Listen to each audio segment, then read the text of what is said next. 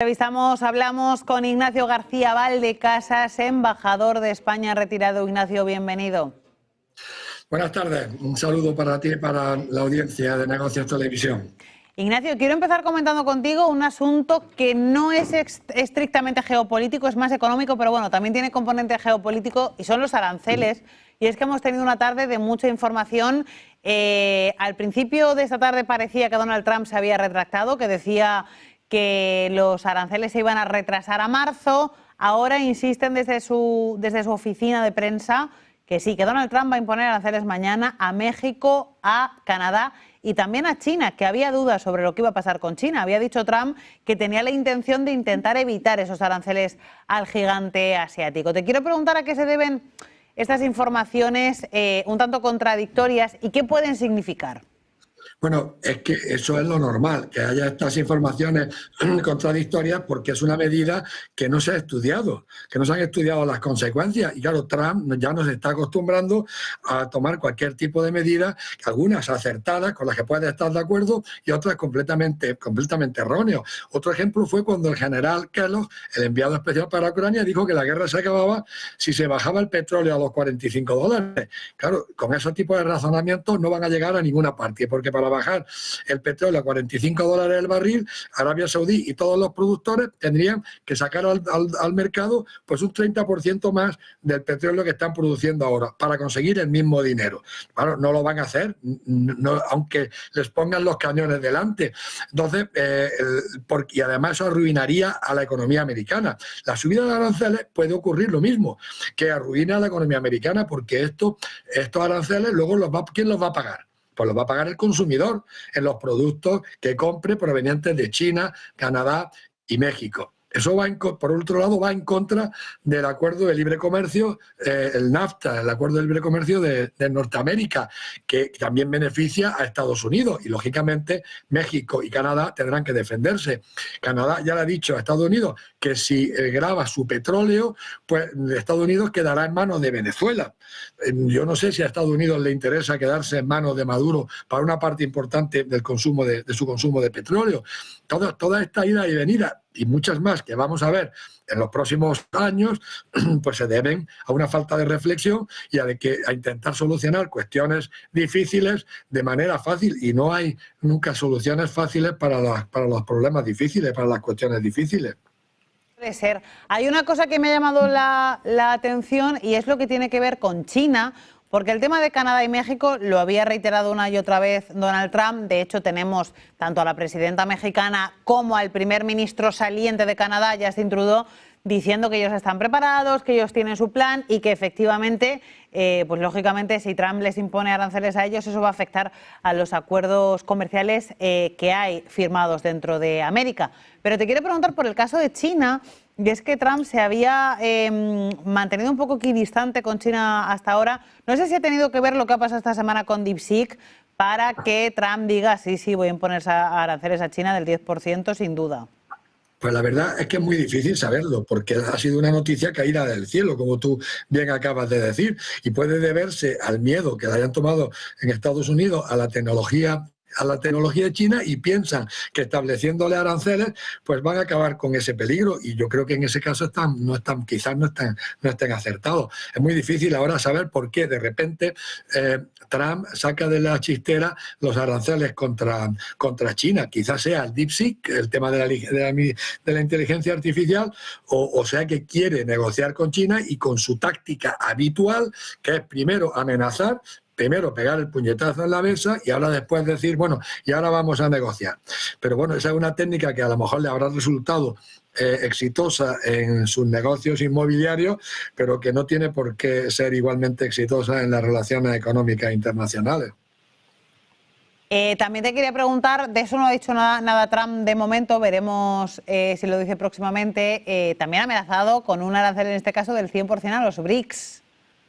Bueno, claro, eso es muy interesante, porque eso ayudaría a que los BRICS se refortalecieran, obligados por las circunstancias, y a que se creara definitivamente lo que Trump trata de impedir, que es una moneda alternativa al dólar en el comercio internacional.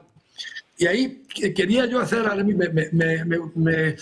Me ha gustado que haga esta pregunta porque yo tenía pensado hacer una observación en algún programa con José Antonio Bittner, que en la decisión sobre Colombia, al final del texto hay un pequeño parrafito que habla de las sanciones financieras. No lo dice, pero se refiere a la ley que ha permitido las sanciones contra Rusia, contra China, contra Irán, contra Corea del Norte. O sea, que a Colombia se le amenazó no solo con los aranceles, sino con la bomba nuclear de las sanciones financieras, que es sacarles del sistema financiero internacional. Eso, lógicamente, se lo van a poder imponer todas sus decisiones a los países iberoamericanos. Los europeos van a aceptar todo lo que diga Estados Unidos porque estamos en una relación de cuasi vasallaje, como estamos viendo en los últimos años. Pero claro, si eso se lo hacen a Brasil, a Arabia Saudí, a la India, a Sudáfrica, a Botswana, lo que van a hacer es empujar a todos estos países en los brazos de China y de Rusia. Y lo que van es a precipitar y acelerar la creación de una moneda alternativa al dólar. Es importantísimo. Yo no sé si eso ha sido deliberado, si ha sido casual, una casualidad, o bien que estaba pensado, y si Colombia lo ha interpretado de esa manera o no ha llamado la atención, pero en el texto de la amenaza a Colombia venía esa referencia a las sanciones financieras.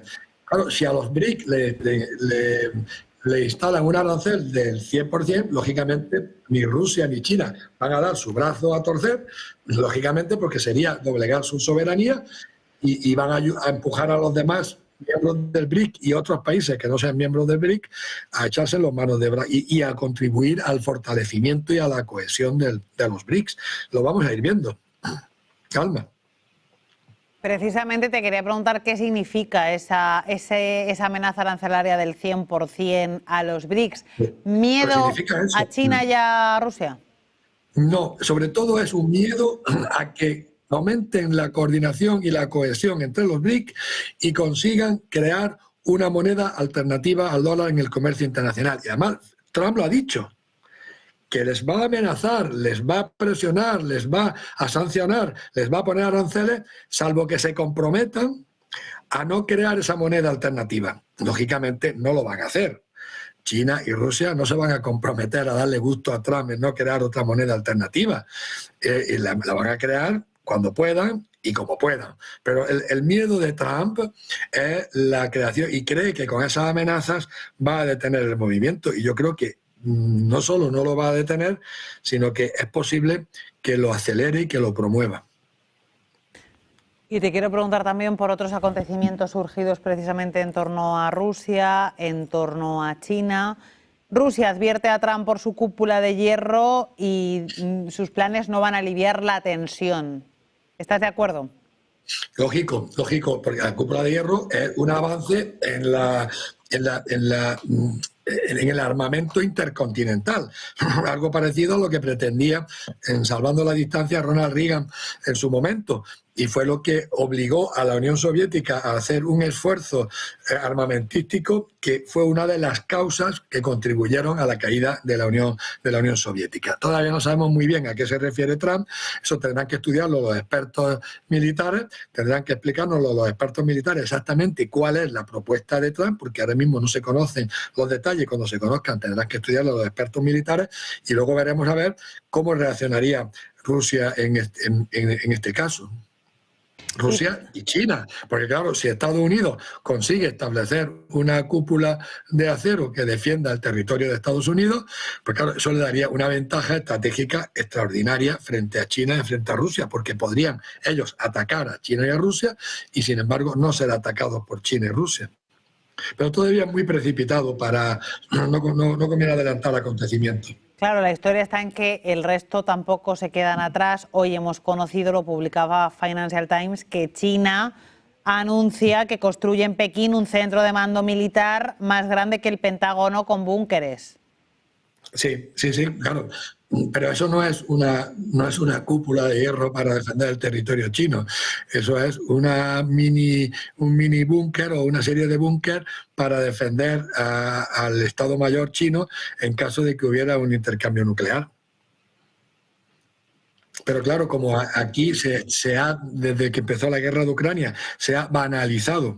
Yo eso lo escribí al empezar la guerra, se ha banalizado. Y para mí, que yo estuve en Moscú en los años 81-85, cuando la crisis de Angola, la crisis de Nicaragua, donde estaba prohibido hablar del intercambio nuclear en la Unión Soviética y en los países occidentales teníamos una postura muy medida. No se hablaba de estas cosas, la banalidad con la que se está hablando del intercambio nuclear, tanto dentro de Rusia como en los países OTAN, pues a mí me pareció siempre muy chocante y bastante preocupante. Entonces, dentro de ese ambiente de banalización de un posible intercambio nuclear, pues los chinos han decidido salvaguardar a su Estado Mayor y a su toma de decisiones, cosa que de los Estados Unidos lo hicieron hace ya bastante tiempo. No me cabe duda que Estados Unidos tiene ya un plan para, en caso de intercambio nuclear, no solo salvar al presidente y a la cúpula del gobierno, sino también a toda la cúpula militar y a la estructura de mando y de funcionamiento de las telecomunicaciones.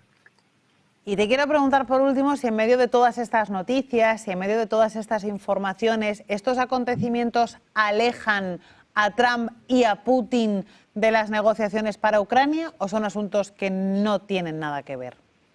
Bueno, en principio no tienen por qué alejarlos. No tienen por qué alejarlos. Podría, en una de estas, una mala interpretación podría alejarlos, pero yo no creo que ese vaya a ser el efecto, ni que esa sea ni que sea la intención. Lo que sí he dicho yo, y lo he repetido varias veces ahí en el estudio con vosotros, es que Rusia no quiere un alto el fuego, que no lo va a aceptar nunca.